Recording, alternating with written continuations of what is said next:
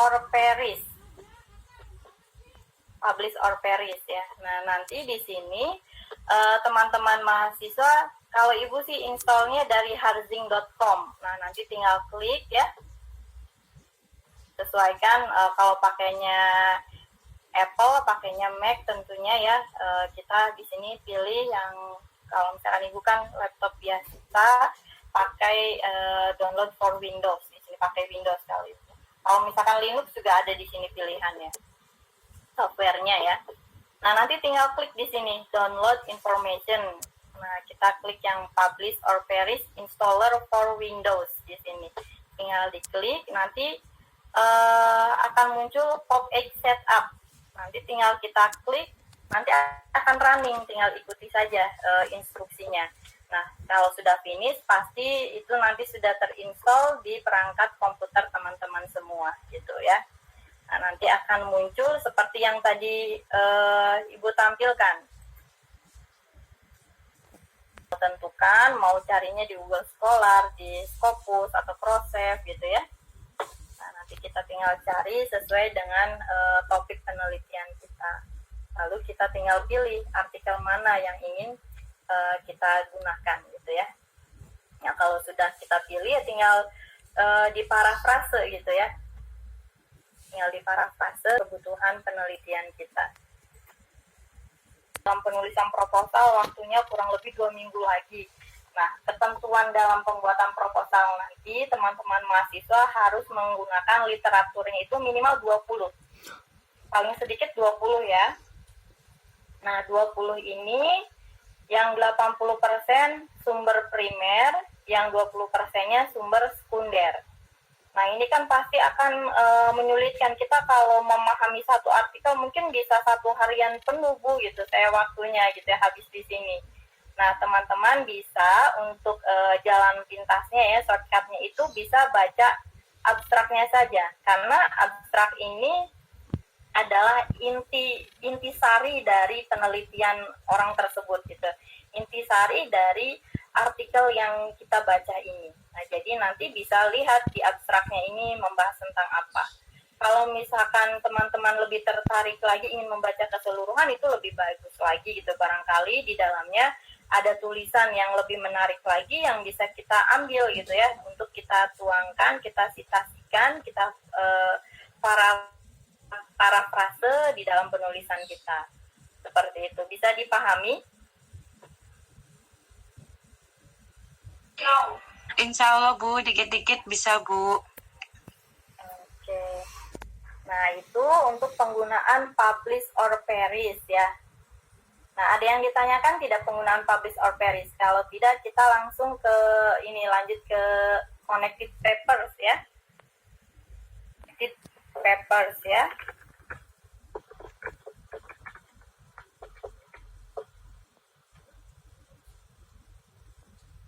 Nah, nanti tinggal cari saja di Google connected papers. Nah, teman-teman cari yang www.connectedpapers.com. Nanti tinggal klik.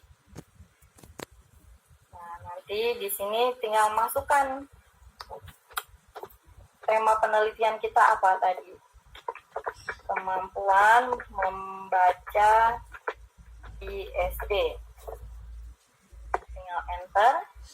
Nanti dia akan mencari tulisan yang sesuai gitu ya. Ini kita tinggal pilih mana yang sekiranya berkaitan dengan tema penelitian kita.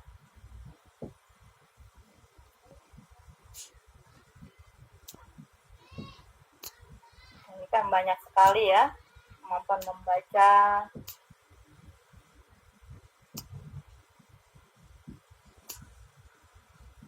Nah, kalau sudah tentukan gitu ya, kita sudah tentukan mana yang ingin kita baca secara keseluruhan, tinggal diklik. Namun di sini memang ada beberapa yang tidak bisa dilihat karena di sini tidak cukup untuk melihatkan semuanya. Jadi tidak bisa dilihat paper mana saja yang terkait dengan tulisan Herawati ini. Nah, ini ada motifnya ya. Nah, ada beberapa di sini yang tidak bisa muncul ya. Ibu cari yang bisa muncul.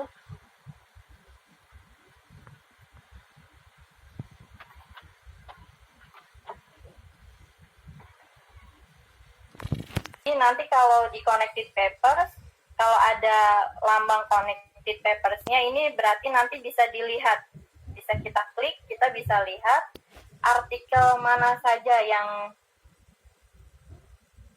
jadi dari artikel ini, nah artikel ini yang punya Muhammad Mashfu Aulia Ilhaq, nah, tentang pengaruh penerapan. Nah ini judulnya kurang eye-catching ya, pengaruh tapi penerapan. Harusnya ini apa, mau efektivitasnya saja atau uji pengaruhnya, maka nanti di sini bisa dihilangkan penerapannya. Jadi langsung pengaruh metode Umi terhadap kemampuan membaca Al-Quran gitu ya.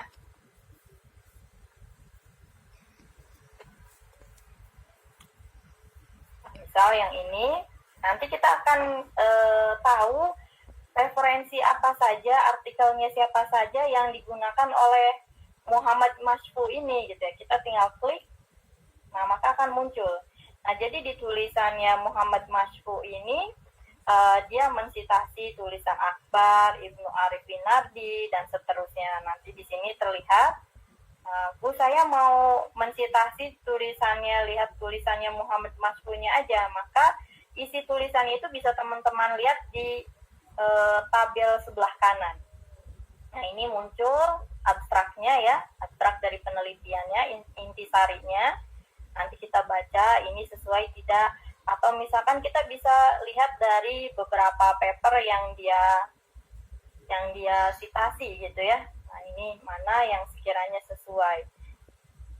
Tuh, nanti tinggal dipilih-pilih saja mana yang sesuai, itu nanti kita tinggal citasi gitu, kita copy gitu ya, lalu kita parafrasekan gitu. Bisa dipahami?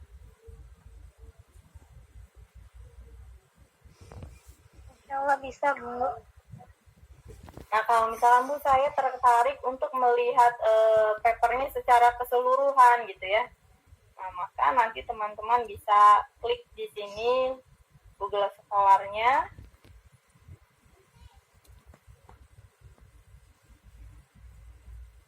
Nah nanti kita bisa lihat, bisa download PDF-nya. Nanti kita bisa lihat tulisan dari siapa tadi teh, Muhammad, mana ini tulisannya, oh ini Muhammad Mashfu ya, Muhammad Mashfu ini.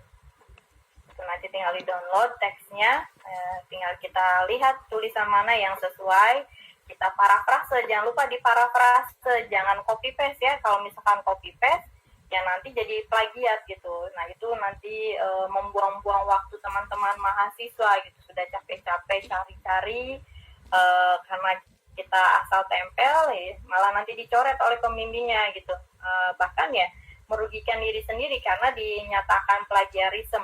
Dan plagiasi di dalam dunia pendidikan itu kan di dunia akademisi, bukan hanya PGSD atau yang konsentrasinya pendidikan ya, tetapi orang teknik ya, hukum, semuanya itu di perguruan tinggi itu akan dicek plagiasinya. Jika terindikasi plagiasinya itu lebih dari 30% untuk di UPB skripsinya, itu ya teman-teman harus memperbaiki sampai tingkat plagiasinya itu kurang dari 30%.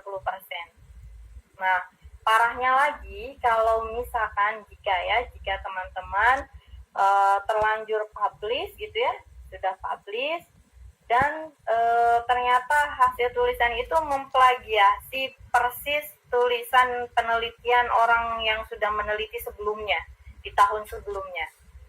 Copy paste-nya benar-benar, maka gelar SPD-nya bisa dianulir. Nah, lalu Bu, nanti saya skripsian lagi. Enggak, bukan skripsian lagi, tetapi harus kontrak mata kuliah di awal. Jadi tidak diakui kuliah dari awal sampai akhir itu, gitu ya. Jadi dianulir SPD-nya.